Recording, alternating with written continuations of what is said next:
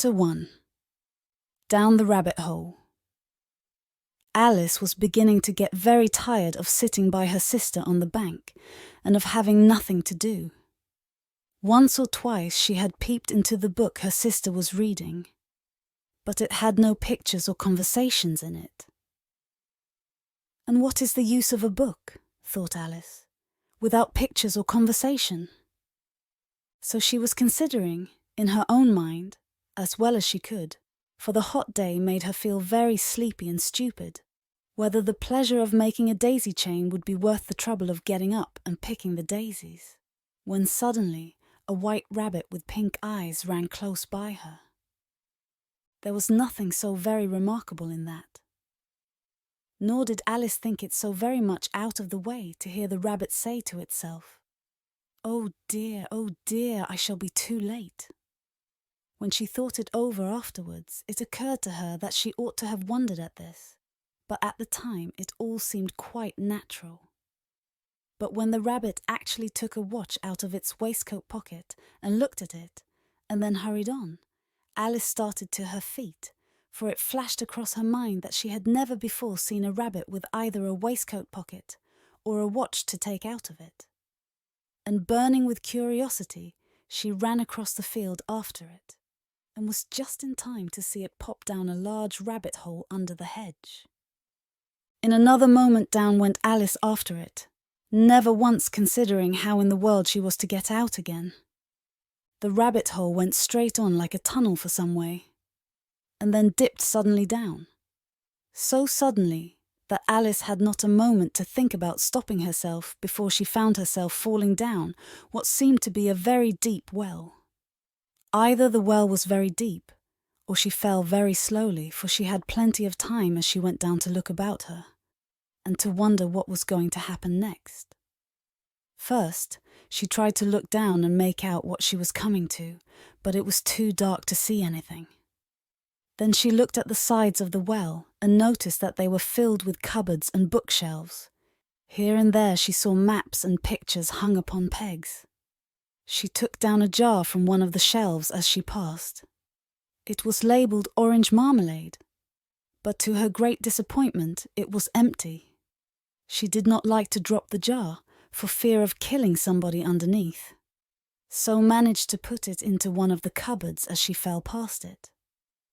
Well, thought Alice to herself, after such a fall as this, I shall think nothing of tumbling downstairs. How brave they'll all think me at home. Why, I wouldn't say anything about it, even if I fell off the top of the house, which was very likely true. Down, down, down. Would the fall never come to an end? I wonder how many miles I've fallen by this time, she said aloud. I must be getting somewhere near the centre of the earth. Let me see. That would be 4,000 miles down, I think. For you see, Alice had learnt several things of this sort in her lessons in the schoolroom, and though this was not a very good opportunity for showing off her knowledge, as there was no one to listen to her, still it was good practice to say it over. Yes, that's about the right distance. But then I wonder what latitude or longitude I've got to. Alice had no idea what latitude was, or longitude either, but thought they were nice grand words to say. Presently she began again. I wonder if I shall fall right through the earth. How funny it'll seem to come out among the people that walk with their heads downwards. The antipathies, I think. She was rather glad there was no one listening this time, as it didn't sound at all the right word. But I shall have to ask them what the name of the country is, you know. Please, ma'am, is this New Zealand? Or Australia? And she tried to curtsy as she spoke. Fancy curtsying as you're falling through the air. Do you think you could manage it? And what an ignorant little girl she'll think me for asking. No, it'll never do to ask. Perhaps I shall see it written up somewhere. Down, down, down. There was nothing else to do, so Alice soon began talking again. Dinah'll miss me very much tonight, I should think. Dinah was the cat. I hope they'll remember her saucer of milk at tea time. Dinah, my dear, I wish you were down here with me. There are no mice in the air, I'm afraid, but you might catch a bat, and that's very like a mouse, you know. But do cats eat bats, I wonder? And here Alice began to get rather sleepy, and went on saying to herself, in a dreamy sort of way, do cats eat bats? Do cats eat bats? And sometimes do bats eat cats? For you see, as she couldn't answer either question, it didn't much matter which way she put it. She felt that she was dozing off, and had just begun to dream that she was walking hand in hand with Dinah, and was saying to her, very earnestly, now, Dinah, tell me the truth. Did you ever eat a bat? When suddenly, thump, thump, down she came upon a heap of sticks and dry leaves, and the fall was over. Alice was not a bit hurt, and she jumped up onto her feet in a moment. She looked up, but it was all dark overhead. Before her was another long passage, and the white rabbit was still in sight, hurrying down it.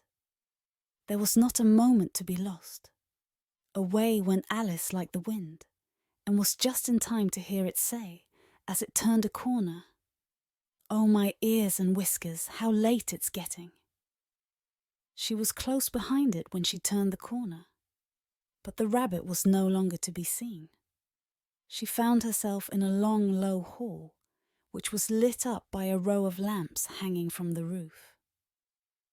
There were doors all round the hall, but they were all locked, and when Alice had been all the way down one side and up the other, trying every door, she walked sadly down the middle, wondering how she was ever to get out again. Suddenly she came upon a little three-legged table, all made of solid glass. There was nothing on it except a tiny golden key, and Alice's first thought was that this might belong to one of the doors of the hall. But alas, either the locks were too large, or the key was too small. But at any rate, it would not open any of them. However, on the second time round, she came upon a low curtain she had not noticed before, and behind it was a little door about 15 inches high. She tried the little golden key in the lock, and to her great delight it fitted. Alice opened the door and found that it led into a small passage, not much larger than a rat hole. She knelt down and looked along the passage into the loveliest garden you ever saw.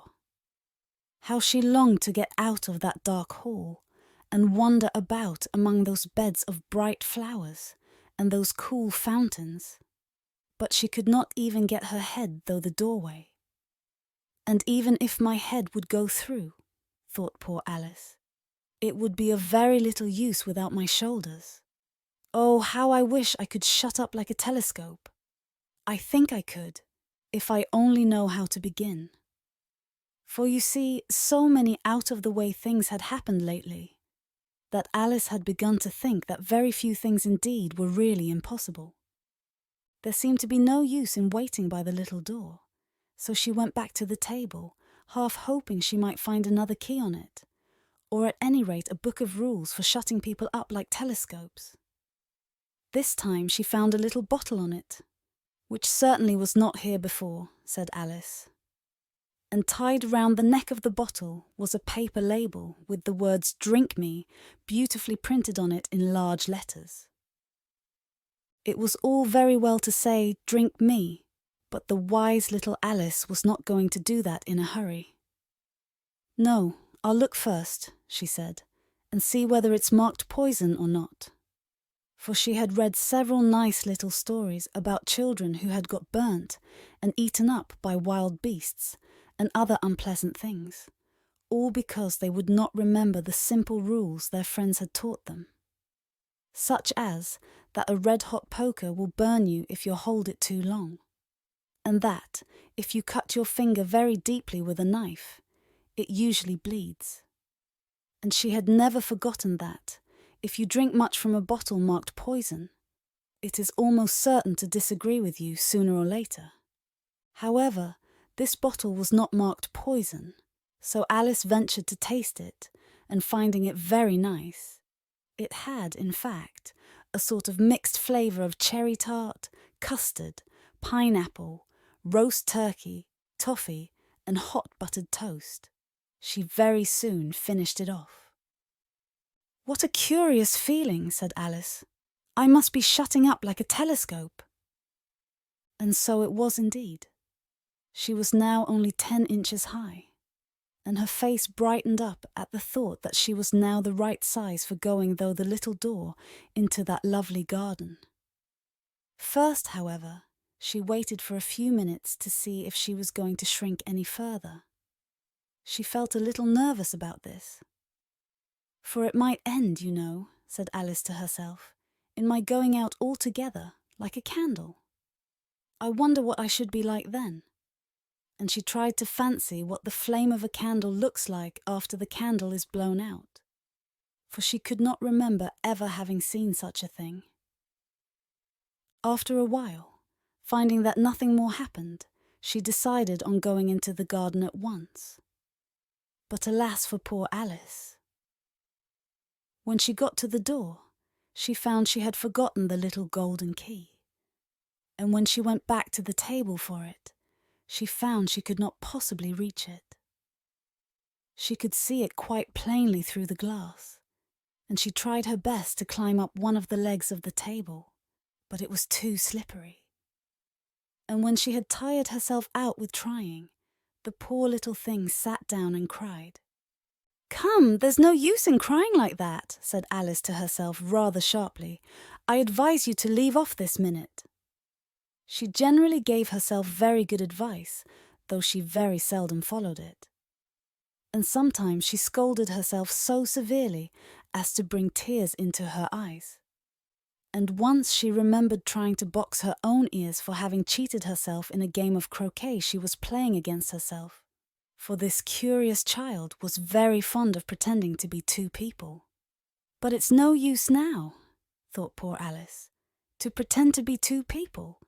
Why, there's hardly enough of me left to make one respectable person." Soon her eye fell on a little glass box that was lying under the table. She opened it and found in it a very small cake, on which the words "Eat me" were beautifully marked in currants. "Well, I'll eat it," said Alice, "and if it makes me grow larger, I can reach the key. And if it makes me grow smaller, I can creep under the door. So either way I'll get into the garden, and I don't care which happens." She ate a little bit, and said anxiously to herself, "Which way? Which way?" holding her hand on the top of her head to feel which way it was growing. And she was quite surprised to find that she remained the same size. To be sure, this is what generally happens when one eats cake.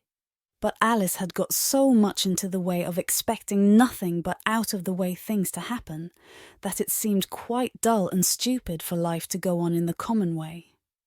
So she set to work and very soon finished off the cake.